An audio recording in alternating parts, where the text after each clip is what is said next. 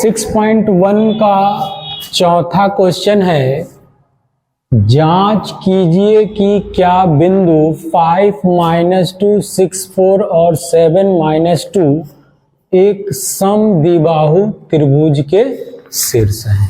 ठीक है, तो हम लोग दो बिंदुओं के बीच की दूरी का सूत्र है ना पहले जान चुके हैं, और दूरी के सूत्र के प्रयोग से हम 6.1 में सारे क्वेश्चन को हल कर रहे हैं। ठीक है, यानी दूरी के सूत्र का प्रयोग करके सभी क्वेश्चनों को हल करना है। अब ये सिद्ध करना है, ये दिया गया है एक त्रिभुज के शीर्ष हैं।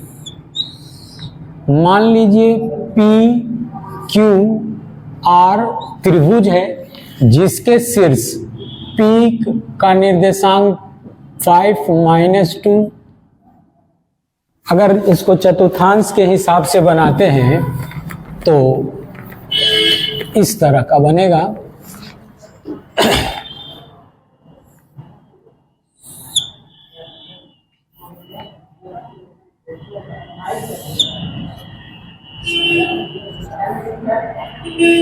x x dash y y dash. ठीक है, तो ये जो बिंदु है वो चतुर्थांश में पड़ेगा। ठीक है, मान लीजिए ये बिंदु P है। 6 4 प्रथम चतुर्थांश में पड़ेगा, इसको हम मान लेते हैं Q, और 6 - 2 7 - 2 ये पड़ेगा आपका चतुर्थांश में ही। तो मान लीजिए कि 7 - 2 चतुर्थांश में एक R है। ठीक है, अब इन तीनों बिंदुओं को हम मिला देते हैं तो ये एक त्रिभुज बनता है। ठीक है,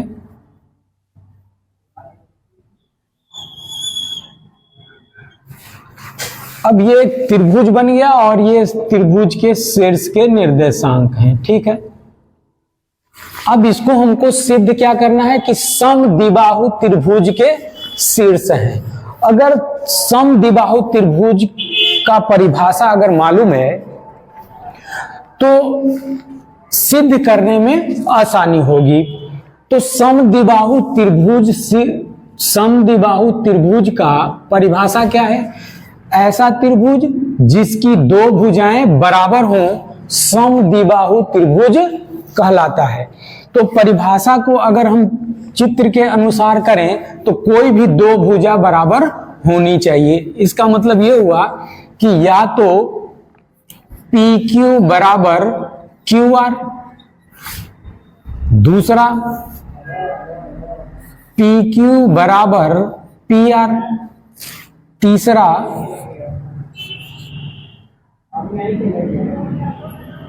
PR बराबर QR। ठीक है, अगर ये तीनों में से कोई भी सिद्ध हो जाता है, तीसरी भुजा बराबर नहीं होगी। जैसे PQ QR बराबर है तो PR बराबर नहीं होगा।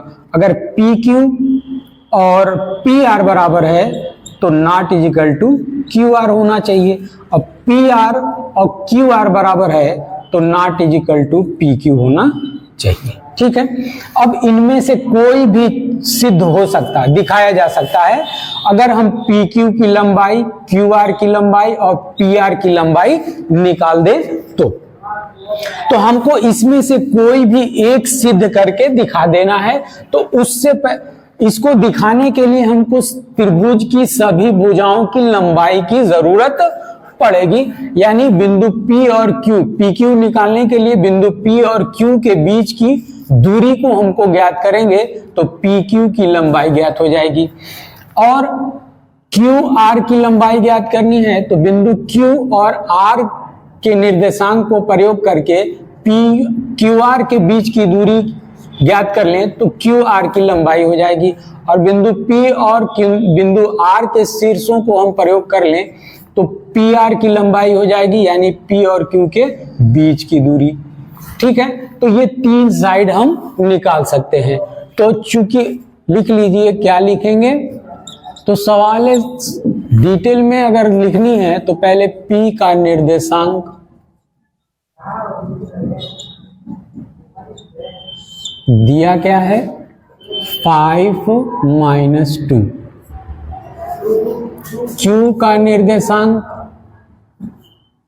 6, 4, R का निर्देशांक दिया है 7 - 2 हो गया। अब चूंकि दो बिंदुओं के बीच की दूरी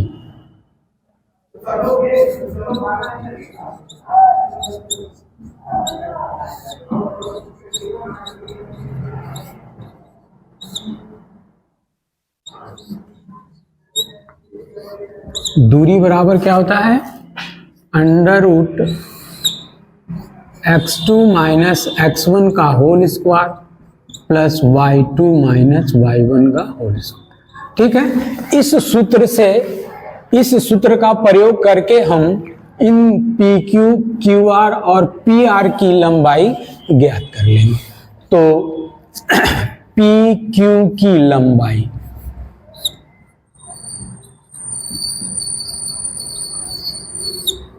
बराबर सूत्र का प्रयोग करेंगे x2 - x1 का whole square plus y2 - y1 का होल स्क्वायर। ठीक है, अब बिंदु P को x1 y1 मान लें और Q को x2 y2 मान लें। तो मान रखते हैं तो हो जाएगा 6 - 5 का whole square plus y2 minus और माइनस प्लस हो जाएगा का होल स्क्वायर, 1 का स्क्वायर प्लस 6 का square is equal to 1 plus 36 is equal to 37। ये यूनिट आ गया। अब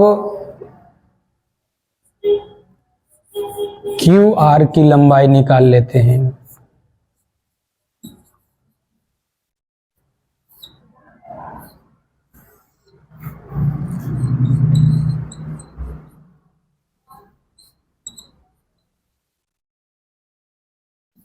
y2 - y1 का होल स्क्वायर। अब हम इनका प्रयोग कर लेते हैं Q और R का। तो इसको x1 y1, इसको x2 y2, इसको x2 y2 या x1 y1 मान सकते हैं, लेकिन सीधा मान लेते हैं, वैल्यू रख देते हैं। तो ये हो जाएगा 7 - 6 का होल स्क्वायर प्लस -2 - 4 का होल स्क्वायर। इसको सॉल्व करेंगे तो 1 का स्क्वायर प्लस -6 का होल स्क्वायर। इसको सॉल्व करेंगे तो ये हो जाएगा 1 प्लस 36 यानी 37 यूनिट। QR की लंबाई आ गई। अब हम PR की लंबाई निकाल लेते हैं।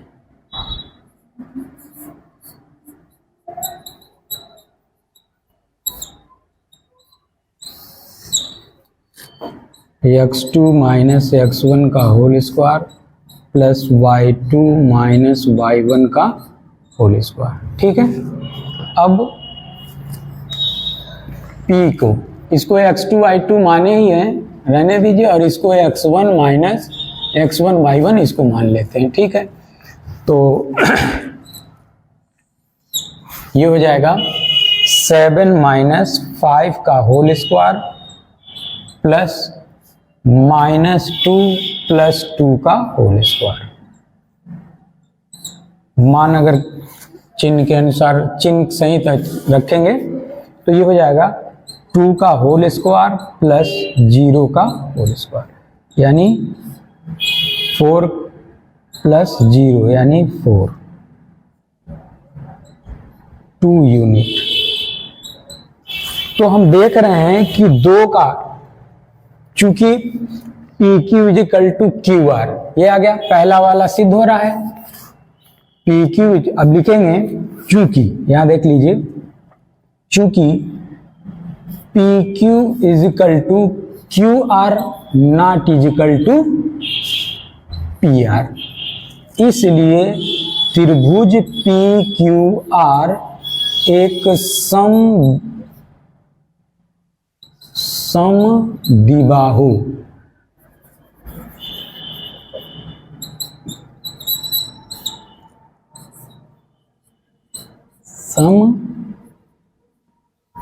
समद्विबाहु त्रिभुज है।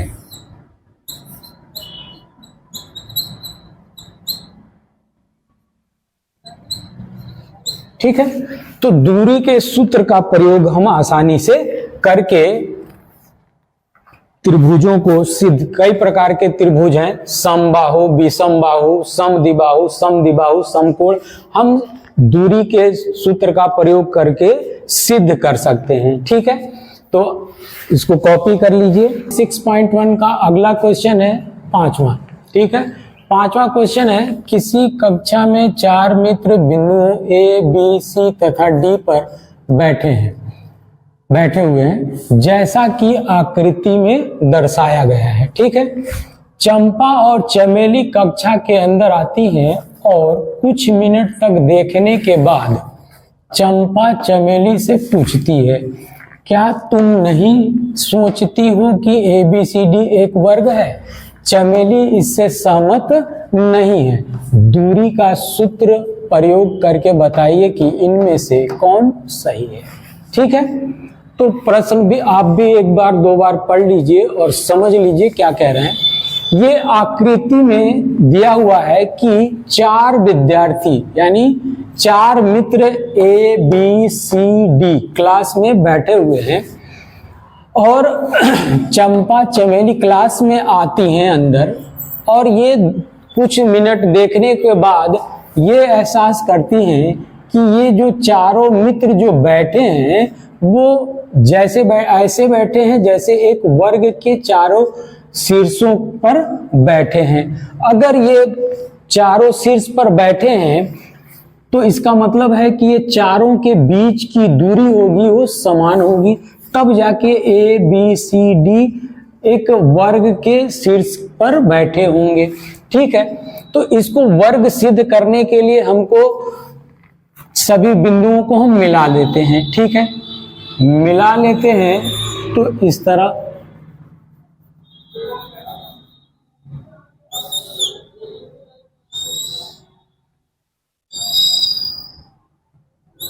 ये हमने मिला लिया। ठीक है, तो ABCD एक वर्ग दिख रहा है, हालांकि अभी हम सिद्ध नहीं कर सकते कि ये वर्ग है कि आयत है कि समचतुर्भुज है या समांतर चतुर्भुज है, तो हम बाद में सिद्ध करेंगे। लेकिन पहले ABC का दूरी का अगर सूत्र प्रयोग करना है तो इसके लिए हमको ABC और D के चारों शीर्षों के निर्देशांक जरूरत पड़ेगी।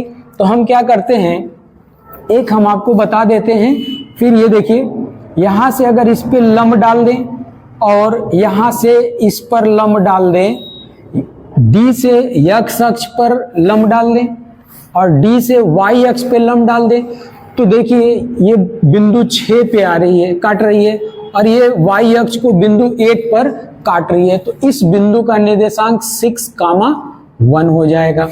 इसी प्रकार आप यहां से लंब डाल दीजिए A से x अक्ष पर, तो 3 पर काटती है, और y अक्ष पर लंब डाल दीजिए तो 4 पे काटती है। ठीक है, तो इस बिंदु का निर्देशांक 3 और 4 हो जाएगा। इसी प्रकार हम C से इस पर लंब डाल दें और इस पर लंब डाल दें, तो ये हो गया 4 पे काट, y अक्ष पे 4 पे काटेगी और x अक्ष को 9 पर काटेगी, तो 9,4, इसका निर्देशांक C का निर्देशांक 9,4 आ जाएगा। उसी तरह आप B से लंब डाल दीजिए, तो x अक्ष पर 6 पर काट रही है और y अक्ष पर लंब डाल दीजिए तो 7 पर काट रही है। इसका मतलब इस बिंदु का निर्देशांक 6,7 होगा। ठीक है, अब हमको सारे बिंदुओं का A B जहां ये चारों मित्र बैठे हैं उन का निर्देशांक मालूम हो गया। ठीक है, अब हम लिख लेते हैं ए की स्थिति, मतलब ए का निर्देशांक कितना है 3 4। बी की स्थिति, बी का निर्देशांक 6, 7। सी की स्थिति, सी का निर्देशांक 9 4। डी की स्थिति,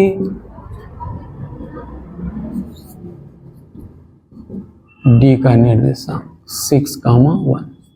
ठीक है, अब हमको ये वर्ग सिद्ध करने के लिए, है ना, ये चूंकि हमको वर्ग सिद्ध करना है तो वर्ग का परिभाषा क्या होता है, ऐसा चतुर्भुज जिसकी चारों भुजाएं बराबर होती हैं। ऐसा चतुर्भुज जिसकी चारों भुजाएं बराबर होती हैं सम चतुर्भुज कहलाते हैं, सम चतुर्भुज कहलाते हैं। अगर चारों सम चतुर्भुज भी होगा और वर्ग भी होगा, ऐसा चतुर्भुज जिसकी चारों भुजाएं बराबर होंगी, जैसे ए बी बराबर बी सी बराबर सी डी बराबर डी ए, तो दो निष्कर्ष निकलता है, या तो ए बी सी डी वर्ग है,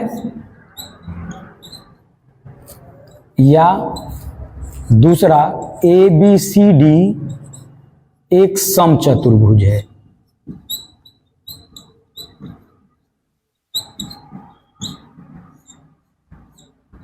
ठीक है, वर्ग है, सम चतुर्भुज है। ठीक है, लेकिन ये निश्चित करने के लिए कि ये वर्ग है, इसकी दोनों विकर्णों को मिला देंगे तो AC इजिकल टू BD होना चाहिए। अगर AC इजिकल टू BD आ जा रहा तब ये सिद्ध हो जाएगा कि ये ABCD वर्ग है। और यदि यहां कर लीजिए यदि, ठीक है, और ABCD एक सम चतुर्भुज है, ये तब होगा जब यदि AC not equal to BD। अगर सम चतुर्भुज की विकर्णें बराबर नहीं है, इसका मतलब ये सम चतुर्भुज है। ठीक है, तो ये परिभाषा हमको प्रयोग करना पड़ेगा। तो इस परिभाषा को सिद्ध करने के लिए हमको सभी भुजाओं की आवश्यकता पड़ेगी। ठीक है, तो पहले हम सभी भुजाओं को ज्ञात कर लेते हैं। AB की लंबाई,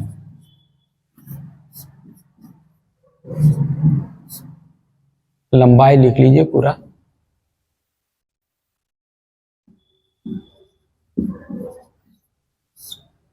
हमको सूत्र का ही प्रयोग करना है। तो हमारे पास सूत्र है x2 माइनस x1 का whole square plus y2 minus y1 का होल स्क्वायर। ठीक है, अब इसका हम प्रयोग कर ले रहे हैं।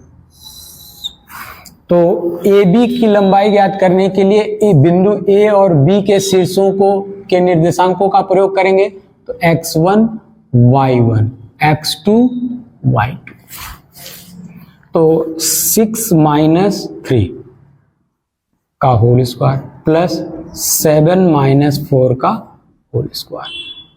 हम ये सीधा ऐसे, आप लोग ऐसे करेंगे और हम सीधा कर ले रहे हैं, या यूं ही अब कर लीजिए एक लाइन।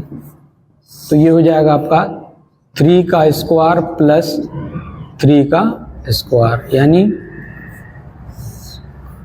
9 प्लस 9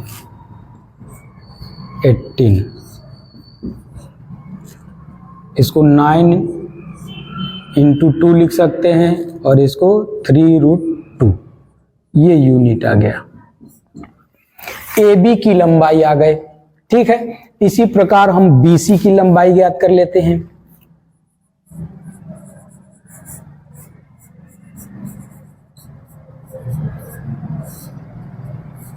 सूत्र वही रहेगा, x2 माइनस x1 का whole square plus y2 minus y1 का होल स्क्वायर।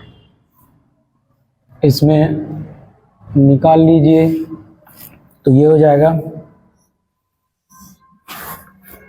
अब b और c का प्रयोग करेंगे, b x1 y1 x2 y2, तो ये हो जाएगा 9 माइनस 6 का होल स्क्वायर प्लस 4 माइनस 7 का होल स्क्वायर। इसको हल करेंगे तो 3 का स्क्वायर प्लस माइनस 3 का होल स्क्वायर। इसको हल करेंगे 9 प्लस 9 इजकल टू हो जाएगा 18। ये 9 इंटू 2 यानी 3√2, ये हो गया यूनिट। ठीक है, BC का आ गया। अब CD का निकाल लेते हैं। x2 minus x1 plus y2 minus y1 का होल स्क्वायर। अब मान रख देते हैं, तो अब बार C और D का प्रयोग करेंगे तो x1 y1 x2 y2। ठीक है, तो 6 माइनस 9 का होल स्क्वायर प्लस 1 माइनस 4 का होल स्क्वायर। इसको हल करेंगे तो -3 का होल स्क्वायर प्लस -3 का होल स्क्वायर। ये 9 plus 9 equal to √18 equal to 9 into 2 equal to 9 का स्क्वायर रूट 3 हो जाएगा, 3√2 यूनिट। ये हो गया। अब आप AD का निकाल लीजिए।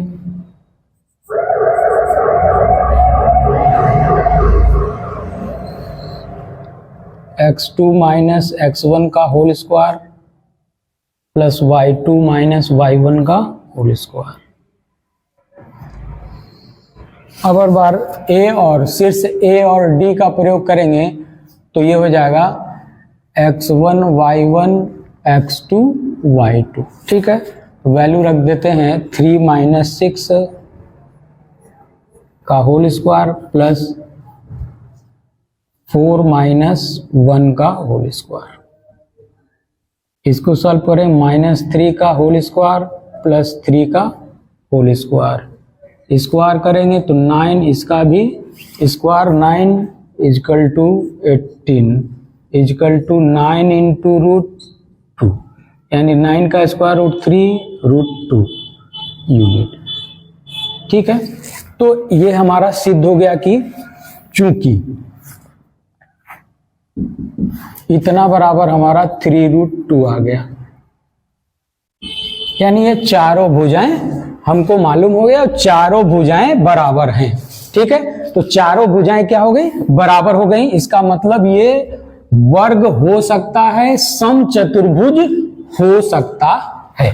अभी तक हमको ये ज्ञात हुआ कि या तो ये वर्ग होगा या तो समचतुर्भुज होगा।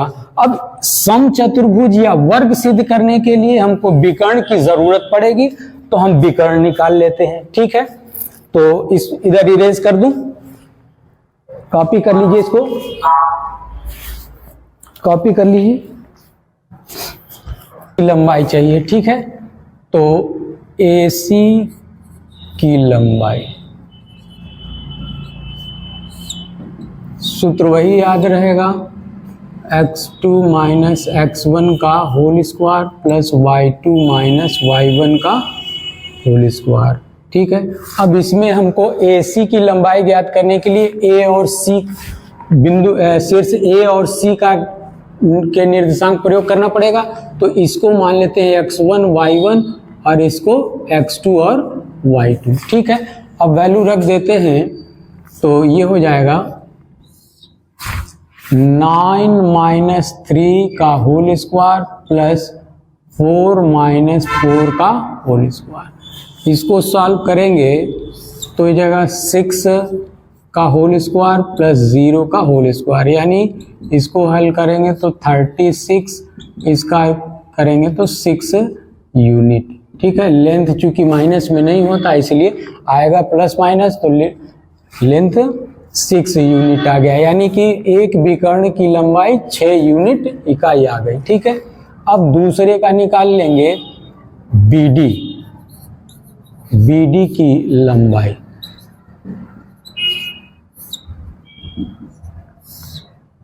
x2 माइनस x1 का whole square plus y2 minus y1 का होल स्क्वायर।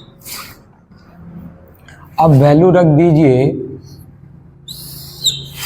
अब हर बार b शीर्ष b और d का प्रयोग करेंगे। इसको x1 y1 और इसको x2 y2 मान लें तो पुट कर दे x2 6 माइनस 6 का होल स्क्वायर प्लस 1 माइनस 7 का होल स्क्वायर। इसको सॉल्व करेंगे तो ये हो जाएगा 0 का स्क्वायर और प्लस माइनस 6 का होल स्क्वायर। इसको सॉल्व करेंगे तो 0 प्लस 36 मीन्स 36 यानी कि 6 यूनिट। ठीक है, तो हम देख रहे हैं कि विकर्ण की लंबाई भी, चूंकि अब हमने सारे लंबाई निकाल लिए, चारों भुजाओं की लंबाई समान आ गई और विकर्ण की लंबाई भी समान आ गई। ठीक है, तो अब लिखेंगे चूंकि AB बराबर BC बराबर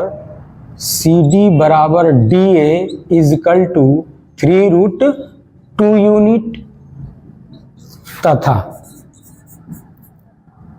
AC equal to BD equal to 6 unit. ठीक है, अतः ABCD एक वर्ग है। ठीक है, ये हमने सिद्ध कर दिया कि ABCD एक वर्ग है। ठीक है, अब हमको जो पूछा गया है कि चमेली इससे सहमत नहीं है, दूरी का सूत्र का प्रयोग करके बताया कि इनमें से कौन सही है, तो इसका मतलब चंपा सही है। ठीक है, अर्थात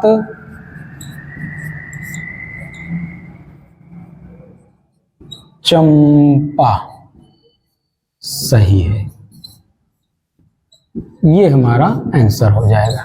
ठीक है, तो इसको कॉपी कर लीजिए।